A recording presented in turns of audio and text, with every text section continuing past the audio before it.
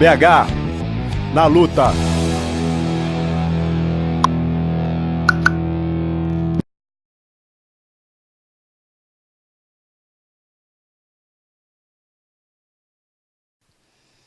Bom, em relação a esse tema, né, acho que a gente pode abordar essa perspectiva por várias vias, e a que eu escolho é, primeiro, tensionar o que está em jogo do lado do usuário, depois o que está em jogo do lado do traficante. Então, ao longo desse tempo todo, foi desconsiderado, né, ou mesmo desconhecido, o uso dessa erva, né, que é conhecida há mais de 5.000 anos, né, que está lá na região do Himalaia, onde ela começa a ser conhecida, né, seu cultivo, seu uso ritual, até a gente pensar na forma como, mais recentemente, né, lá pela década de 30, ela foi altamente criminalizada, né, se eu falar algum dado histórico errado, você me corrige depois, mas assim, então assim, logo depois, né, assim que a revogação da lei seca se estabelece, né, nos Estados Unidos, o que o Henrique Carneiro vai mostrar é que outra guerra começa, né, agora de uma substância atacada. Essa substância atacada tem relação com os grupos étnicos minoritários, né? Então a maconha, que era usada pelos mexicanos, passa a ser demonizada, né? Assim, isso a gente vai vendo esses efeitos até os dias de hoje, né? Assim, como, por exemplo, quando a gente vai discutir com a sociedade que vive embaixo do viaduto Santa Teresa, por exemplo, sobre um problema, vamos chamar assim, que se estabeleceu no duelo de MCs, que muita gente que está aqui conhece, em relação ao uso de maconha naquele ambiente. Então, assim, o que se tem como falas, né, mais recorrentes em relação a isso chama a polícia, né? Assim, como se a polícia fosse, de fato, resolver alguma coisa nesse sentido, ou ainda como se tivesse alguma coisa para ser resolvida nesse contexto. Então, assim, são questões que vão se apresentando, né, se atualizando, e que têm um fundo histórico muito importante de ser conhecido, de ser desvendado, né, de alguma forma. Então é isso, né? Assim, ao usuário resta o constrangimento, os efeitos da desinformação, né, uma substância de baixíssima qualidade, porque ela não vai passar por crivo nenhum, né? Assim, muito pelo contrário, ela precisa manter a sua clandestinidade.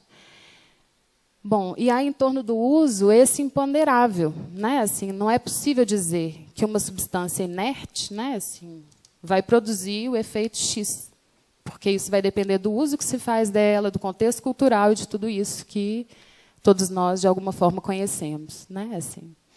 Então, da mesma forma que o álcool excita, em alguns momentos ele pode acalmar, né? Assim, a maconha, por exemplo, o que a gente vai vendo à medida que a gente vai se aproximando desses estudos e desses referenciais, é que ela, por exemplo, tem mais de entre 70 a 100 substâncias canabinoides cujos efeitos são diversos, podendo ser contrários uma em relação à outra, né? Assim, são dados e são pesquisas que têm os seus resultados suprimidos, inclusive, pela própria política criminalizadora, né? Assim, que, de alguma forma, impede, inclusive, que pesquisas sejam feitas nesse âmbito, né? Bom, e o que a gente não pode perder de vista é que a gente está diante de uma sociedade do consumo, né? Se hoje em dia somos viciados, né, em açúcar, internet, remédio, marcas, tabaco, álcool, café, né? Assim, são várias as substâncias que são utilizadas pelo ser humano, né, desde que o mundo é mundo. Assim. Então, o que se vê é que o álcool, por exemplo, provoca muito mais problemas, né, tanto de saúde quanto do ponto de vista social, das relações humanas. O que se vê é que o Rivotril, por exemplo, é o segundo medicamento mais vendido do país. O que se vê é que a Ritalina é o segundo medicamento mais vendido no mundo, e o Brasil está entre esses países consumidores, né? Em relação à maconha, se a gente quiser lidar com a realidade, porque a gente pode ficar no âmbito dos ideais, né? Assim, do que não se deveria, ou de um pressuposto moral em relação ao uso dessa substância. Mas os fatos, né? Assim, e esse é um dado também que o Henrique Carneiro me ajudou a saber, é que são 5 milhões de consumidores habituais de maconha no Brasil hoje. Então, o que a gente precisa se perguntar, né? Assim, é qual que é esse efeito sobre o usuário. Né, assim, essa política ela tem causado as maiores tragédias, né? Assim, então, queria dar um exemplo, porque a gente está fazendo um filme com os meninos que vivem na rua em Belo Horizonte, e jovens, né, adolescentes, principalmente, têm participado desse processo. Eu acho interessante, porque um dia um dos meninos pregou isso daqui no meu telefone, que é Gatos Loucos Verdel, que é um verdel da serra. Assim. Vem a dolinha, né, que ele compra, e aí nessa dolinha tem um selo, uma espécie de selo de qualidade. Assim. E aí eles ficaram em choque, porque eu não me exaltei, eu não disse, meu Deus, né, assim, que é isso? Ou qualquer outra, né, conduta que pudesse fazer calar aquele sujeito. Ele estava querendo falar comigo, né? Então, eu acho curioso, né, assim, porque depois disso, né, depois que eu acolho e deixo que isso fique colado no meu telefone, e passaram os tempos e isso ainda está aí, né, é isso, né? Foi porque eu não horrorizei que a gente pôde conversar sobre isso. Inclusive, como cada um fica diante do uso da maconha, né? Assim, eles puderam dizer, assim, por exemplo, que um deles disse isso, né? Assim, fumar desligava ele demais. Mas isso é muito pessoal, né? Assim, então, aquilo que antes o ajudava a se desligar da loucura cotidiana da cidade, né? Assim, de repente aparece como algo que o impede de fazer o filme dele. E ele próprio, por conta dessa associação, diz assim, não, eu acho que eu vou fumar agora só depois que a gente fizer o filme.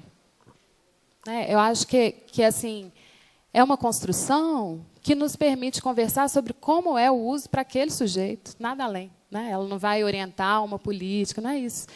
Mas como que as aberturas e as brechas podem permitir que os sujeitos apareçam. Né? Lá onde você vê o usuário, o maconheiro, não, aquele menino faz aquele uso daquela forma, tem todo um contexto de vida que ele, por acaso, quis me contar. Né? Então, nós estamos falando de aberturas, né? Aberturas para o diálogo. Então, bom, a Luciana Boatê, ela sugere que a bandeira que a gente precisa levantar seja da importância de se discutir juridicamente a necessidade de descriminalizar toda e qualquer intervenção e punição ao usuário. Aí a gente pode incluir as internações compulsórias, né? E esses mecanismos, assim, se a gente for falar da maconha, a gente nem precisa chegar até esse pé de discussão. Né? Assim, mas, como o Pedro abriu, assim, acho que talvez seja importante um passo além discutir a descriminalização de todas as drogas. Né? Afinal, pensando do ponto de vista do traficante agora, né? Porque claramente nós somos aqueles que defendemos os chamados bandidos, defendemos a vida, mesmo que louca, desses, né? Assim, nos interessa saber qual é o efeito dessa política sobre drogas, chamada de combate ao tráfico, né? Como que ela incide sobre a vida desses sujeitos. E o que a gente vai ver é que ela tem dois efeitos muito complicados. Né? Assim, primeiro, um encarceramento em massa, que hoje revela um número absurdo no país. Né? Assim, cerca de 30% das pessoas que estão encarceradas por tráfico, só ficando atrás dos crimes contra o patrimônio. E, no entanto, o que se tem como proposta, eu até nem entendi que proposta que era essa, não sei se vocês dois sabem me ajudar, mas assim, a pena para o tráfico é de 5 a 12 anos, não é isso? 5 a 15 anos. E o que a gente escutou, assim, até o Orlando Zacconi, que levanta isso num dos vídeos, assim, em maio desse ano, é que havia uma proposta de se aumentar esse valor mínimo para 8 anos, que é uma pena superior à mínima por homicídio. Então, assim, isso, no mínimo, nos faz perguntar em defesa de quem se está. Né? Assim, porque não é em defesa da vida. Né? Não há nada que seja mais contrário à defesa da vida do que o encarceramento. De outro lado, o que se tem como efeito é aquilo que o próprio Orlando Zacconi chama de um massacre, usando um termo que o Zaffaroni se serve dele, né, assim, para dizer de um homicídio múltiplo como exercício de uma decisão política enquanto prática sistemática.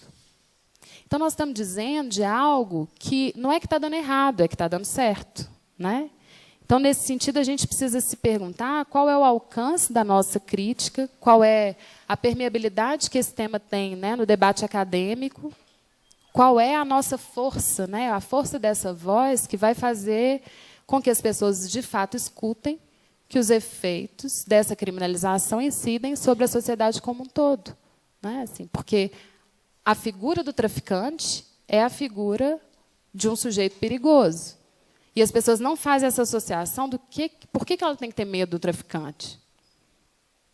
Talvez essa seja uma primeira pergunta. Né? Assim, o que é que plantaram na nossa cabeça e que faz crer que o traficante é um sujeito perigoso se ele não atenta contra a vida do outro? Ou se atenta contra a vida do outro, não é sem o consentimento daquele que compra, digamos. Então, assim, nós estamos numa encruzilhada ético-política, né? Assim, muito importante, e acho que esse debate, né, ele urge.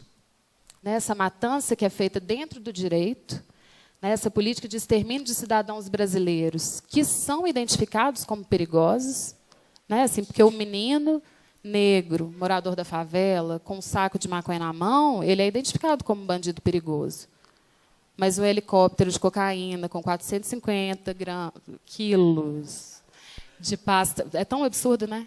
De pasta base para cocaína, não se viu nenhum risco, nenhum perigo ali. Né? Assim, então, a gente precisa se perguntar que política é essa que está sendo construída. E aí, assim, que não há dúvidas de que a descriminalização seja necessária e urgente, isso não resta dúvidas, né, em função desse quadro que o Brasil apresenta. O que me pareceu interessante trazer também, assim, e aí eu fui escutando, vendo vários vídeos, lendo umas coisas, e comecei a me perguntar assim, mas como, né? Como fazer isso? E aí eu achei interessante, esse cara é genial, o Henrique Carneiro, né? Assim, ele é propositivo, assim, que eu acho. E aí ele vai fazer uma comparação interessante, né, entre a política do Uruguai e a política dos Estados Unidos. E o que ele vai falar, o que ele vai propor, né, assim, é que o Brasil pudesse adotar, né, assim, valorizar uma produção agrícola, urbana e rural que pudesse ter no interior das favelas, né, nas mãos daqueles próprios traficantes de drogas, né, assim, que não se tirasse esse comércio das mãos deles, né, assim, para que se pudesse, então, trabalhar naquilo que ele pensa que seja inspirado na forma de cultivo do tabaco, assim, que são os minifúndios do Rio Grande do Sul, é algo que o inspira. E uma coisa que eu acho interessante é que ele diz assim que a política do Uruguai, na hora que deixa todo o recurso, né, assim, na mão do Estado, ela impede o lucro privado que os Estados Unidos viabilizou ao longo da forma como fez a legalização e as descriminalizações nos estados. Então, assim, o que ele mostra, e aí me espanta um pouco, porque eu já tinha visto alguns meninos assim que vendem droga me dizer assim, pô, mas aí como é que vai ser? Né? E aí eu comecei a me perguntar também, como é que vai ser para eles? Né? Assim, o que muda para eles? E aí eu acho muito importante que a gente possa ficar atento nos discursos políticos que foram surgindo em relação às propostas e às proposições, para um fato assim, por exemplo, no Colorado, o que eu aprendi é que é preciso você ter 3 milhões de dólares para abrir uma lojinha. Então, porque os Estados Unidos optaram por um modelo privatista, né? Assim. Então, acho que talvez tenha alguma coisa entre um modelo e outro, né? Assim, que é isso que o Henrique Carneiro está chamando a atenção, que o Brasil precise inventar, né? Assim. Só que para isso é preciso fazer todo um convencimento, né, da sociedade, toda uma... Primeiro que o debate possa ser aberto, depois que a gente possa conversar entre pessoas que pensam de formas diferentes, né, no mesmo ambiente, isso eu acho que é fundamental. E depois seria preciso que a gente tivesse um convencimento político feito por parte dos intelectuais, dos pesquisadores, né, dos acadêmicos que estão aí cheios de dados e números para convencer a sociedade de que a proibição não trabalha a favor da vida, né, da vida de ninguém. Mas, para isso, a gente precisava ter uma sociedade que não tivesse tanto medo, né? Assim, e o que me ocorre assim, é pensar com o Mia Couto, né? Assim, que talvez o nosso maior desafio é que há aqueles, né, que têm medo de que o medo acabe. Esse talvez seja o nosso maior problema, né? Assim, então, eu acho que se a gente puder, né, construir mais debates, se a gente puder se inserir nos ambientes onde majoritariamente se tem uma opinião contrária à da descriminalização e mesmo da legalização, que a gente possa lançar mão desses argumentos, né, assim, a favor da vida, mesmo que louca, dessa juventude brasileira que vem sendo dizimada por uma política inserida no interior do direito, né, e que quer combater aquele que é tido como inimigo público número 1, né, o traficante. Pedro Patrus.